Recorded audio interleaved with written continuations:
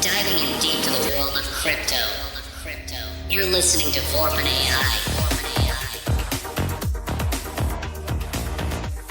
Ever feel like you're constantly like one step behind when it comes to crypto? Like there's always some new thing topping up. It moves so fast. Well, get ready, because today we're diving into something called crypto arbitrage. Okay, so what is that exactly? It's like, imagine a high-stakes game of chess, but with crypto. You're looking for these tiny price differences for the same cryptocurrency, but on different exchanges. And then you're making a profit from, those small gaps. So you're like exploiting the differences in prices. Precisely. But, and this is a big before anyone jumps headfirst into this crazy world, we need to talk safety. We've got to make sure you're not, like, throwing money into a black hole. Right, got to protect yourself. That's where our expert comes in today. We're going to be breaking down this really insightful report by Martin Mack. He's the CTO of Vorpin AI, and he really digs deep into how to, protect your hard-earned cash in the wild world of crypto arbitrage. Wild West is right. It can be pretty unpredictable out there. Totally. Okay, so one thing that jumped out at me from Mack's report was this emphasis on speed. Like, speed is king in arbitrage. Yeah, it's all about moving fast, seizing the opportunity before it's gone, Exactly. But he also stresses that in any type of crypto trading, trust is like the absolute bedrock, especially with all this fast-paced arbitrage stuff. Why do you think trust is so crucial here?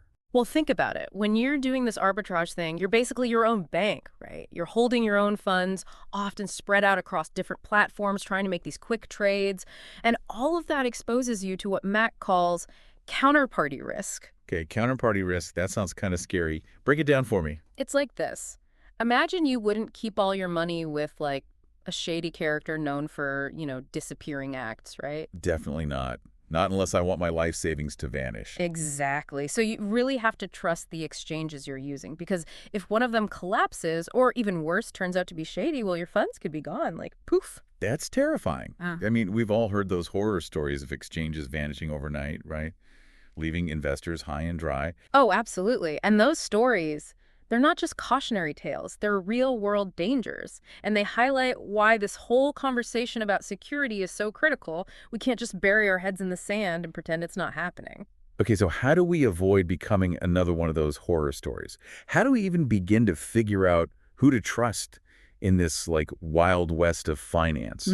Because Max seems to suggest that companies, like his own company, Vorpin AI, might have a solution. They're all about this idea of rigorously vetting exchanges. What does that actually mean? Like, are they running background checks on these exchanges? Kind of. Think of them as financial detectives. They go in and check everything. Vorpin AI won't even touch an exchange unless it passes their, like, super strict tests. They need to see transparency. Like, they look for regularly audited financials. Okay, so they're making sure everything is above board. Exactly. And strong security protocols are non-negotiable. Like, they don't mess around with that. And get this, they even require public financial reports. It's all out in the open. They're not hiding anything. Wow, that's serious due diligence. I wouldn't even open a checking account without doing that much research. So Vorpin AI, they're basically doing all the hard work for us when it comes to choosing an exchange. Pretty much. They're separating the good apples from the, well, I like it.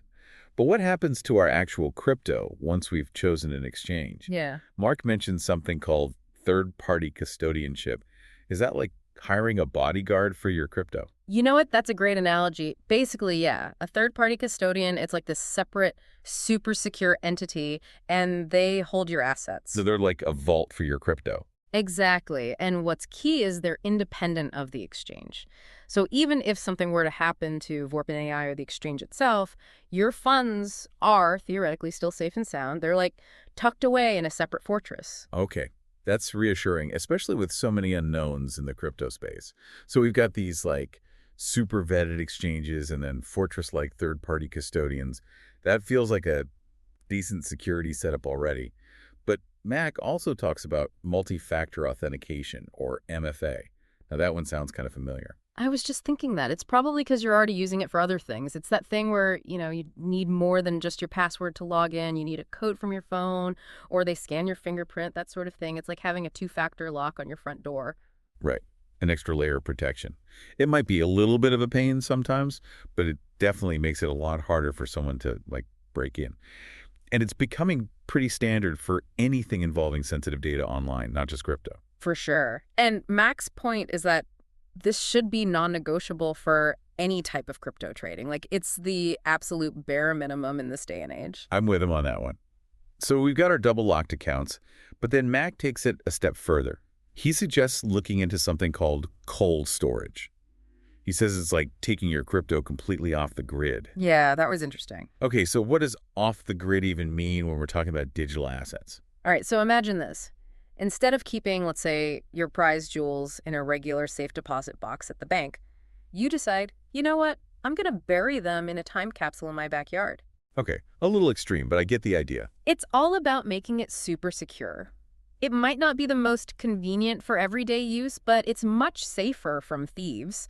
That's kind of what cold storage is like. You're storing your crypto on a device, like a hardware wallet, that's never connected to the internet, so it's basically impossible for hackers to get to. So it's like a digital fortress for my crypto. Exactly. I like it.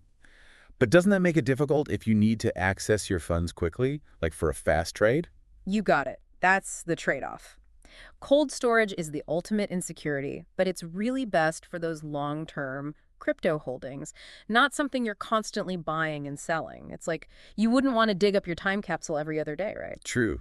That'd be a lot of digging. Mm-hmm. So it's about finding that balance, security versus accessibility. Exactly. It all depends on your own personal trading strategy and risk tolerance.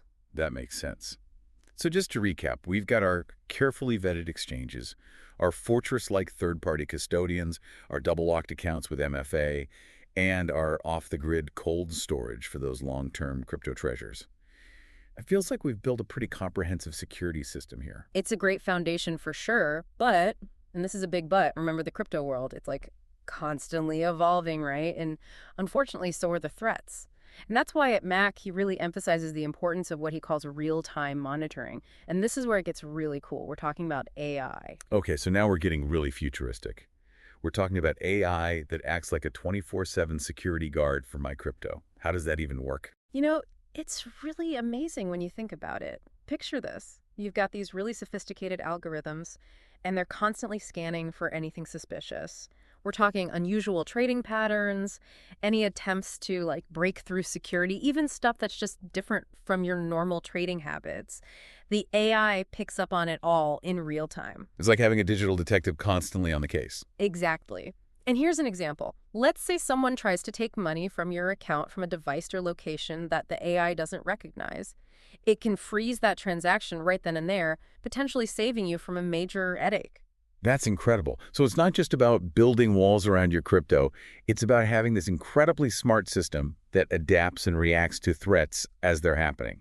Exactly. It's next level security. And when you combine real-time monitoring with all the other things we just talked about, the vetted exchanges, the third-party custodians, the MFA, you're creating this multi-layered defense system for your crypto. It's like Fort Knox for your digital assets. Exactly. But there is, of course, one more really crucial piece to all of this, and that's regulations. Right, because even with all this amazing tech, none of it really matters if the companies we're trusting aren't playing by the rules. What's Mike have to say about that? He's really big on this idea that true security isn't just about like fancy technology and algorithms. It's also about operating within a framework of trust and, being transparent. That's why he's really upfront about Vorpin AI's commitment to regulations, things like know your customer, KYC, and anti-money laundering, AML. Okay, so KYC and AML, those are basically about making sure that everyone on the platform is who they say they are and that the money's clean. Right. It's like having a very strict bouncer at the door of a very exclusive club. I like that analogy. They're making sure no shady characters are getting in and that everything's on the up and up. Because remember, even with all these security measures, crypto arbitrage still has some inherent risks. Like any investment, nothing is totally risk-free. But all these precautions, they make a huge difference. They significantly reduce the chances of you losing your shirt. That makes total sense. So it's about approaching this exciting new world of crypto with some common sense, doing your research and not just blindly jumping into the deep end without understanding how to swim. Absolutely. You wouldn't go skydiving without a parachute. Right. That's a good way to put it. Okay, so we've established that Vorpin AI, they're really taking security seriously. They're checking all the boxes. But does that mean the entire crypto world is operating at that same level?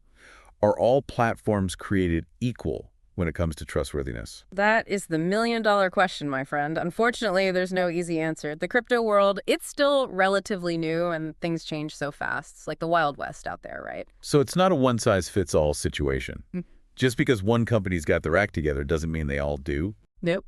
And that is exactly why it is so important to do your homework, to really scrutinize any platform before you hand over your hard-earned money. You just can't assume that every single one is going to be operating with the same level of security or even transparency. It's like, think about choosing a restaurant.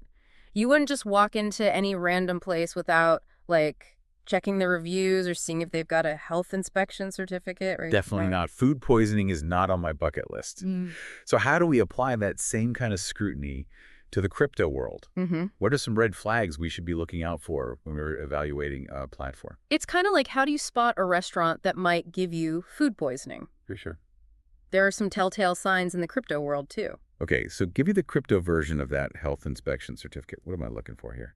Transparency is huge. Do they openly share their audited financials? Are they upfront about their security measures? Like, do they actually tell you what they're doing to protect your money? And another biggie, are they following those KYC and AML regulations we talked about? A legitimate platform will be shouting that stuff from the rooftops. So if they're being cagey about those things, it's a major red flag. 100%. Don't just take their word for it either. You got to do your own digging. Be your own crypto detective. Exactly. Look for independent reviews. What are other people saying about them? Check forums. See if there are any complaints or red flags popping up. Remember, trust is something you earn. It's not just given out freely. That's such a good point. It's so easy to get swept up in the hype of a new platform, especially when everyone's promising you the moon. Oh, for sure. It's easy to get blinded by the potential profits. But taking the time to do your homework, it's crucial. Absolutely. And, you know, it's not just about protecting yourself. It's about all of us, the entire crypto community, holding these platforms accountable and demanding better security. When we do that, it forces everyone to up their game, which ultimately makes the whole ecosystem safer for everyone. It's like we're all in this together, trying to build a more trustworthy and honestly more sustainable future for crypto. Exactly. And that actually brings us to, I think, one of the most interesting points that Mac makes in his report. He talks about how trust is a two-way street. Okay, that's an interesting take. I usually think about it as like, I need to trust the platform I'm using. What does he mean by platforms needing to trust users? It's like this, yes, platforms, they have a responsibility to put all those security measures in place, right? But users, we have a role to play too. We can't just assume that we're off the hook. So we've got some responsibility for our own security as well. Exactly. Like, use strong passwords. For starters, and don't use the same password for everything. Yeah. And enable MFA everywhere it's an option. And, you know, be smart about phishing scams and all that. Right. Don't click on any suspicious link. Exactly. It's like wearing a helmet when you're riding a bike. Yeah, the helmet is designed to protect you, but you still got to be aware of your surroundings and follow the rules of the road, right? It's a partnership. We all need to do our part to make it work. Right. Platforms need to provide the tools, but users need to use those tools responsibly. And when both sides do their part, well, it creates a much more secure and trustworthy environment for everyone. It benefits everyone in the long run. I love that. It's about building a future where we can all benefit from the amazing things crypto has to offer without, constantly worrying about getting scammed or hacked. Exactly. It's about empowering individuals to take control of their financial future in a way that's responsible and informed. So, you want to know how to sniff out those red flags in the crypto world. Exactly. Give me the insider tips. How do I make sure I'm not about to walk into a crypto scam? Well, for starters, you got to channel your inner internet sleuth. Do some digging, Look beyond the flashy website and the promises of easy money. See what's really going on behind the scenes. So, where do I even start? What am I Googling here? First off, check if they have a white paper. And not just a fluffy marketing pamphlet. I'm talking about a detailed document that outlines the tech, the team, their long-term vision, the nitty-gritty stuff. Okay, so kind of like their business plan. Exactly. You want to see if they've actually thought this thing through, if they have a real roadmap, or if they're just winging it. And while you're at it, take a look at their team. Who are these people? Do they have a strong track record in the industry? Have they worked on any other successful projects? A quick LinkedIn search can tell you a lot. Ooh, I like that. So it's like doing a background check on the people behind the project. Precisely. And don't just stop there. See if you can find any independent reviews or analysis of the project. There are tons of crypto news sites, blogs, even YouTubers who do deep dives into this stuff. It's about getting different perspectives, right? Yeah, Not but just relying on what the company says about itself. exactly. You got to look at it from all angles. And honestly, one of the best things you can do is join some crypto communities. Talk to other people, ask questions, get a feel for the general sentiment around a project. It's like the wisdom of the crowd. If Mhm. something feels off, it probably is. Most likely. And trust your gut. If something seems too good to be true, well, it probably is. Remember, there are no guarantees in the crypto world. It can be incredibly rewarding, but it's not for the faint of heart. Words to live by. So to wrap things up, it sounds like the key takeaway here is knowledge is power. We can't just blindly trust what we see online.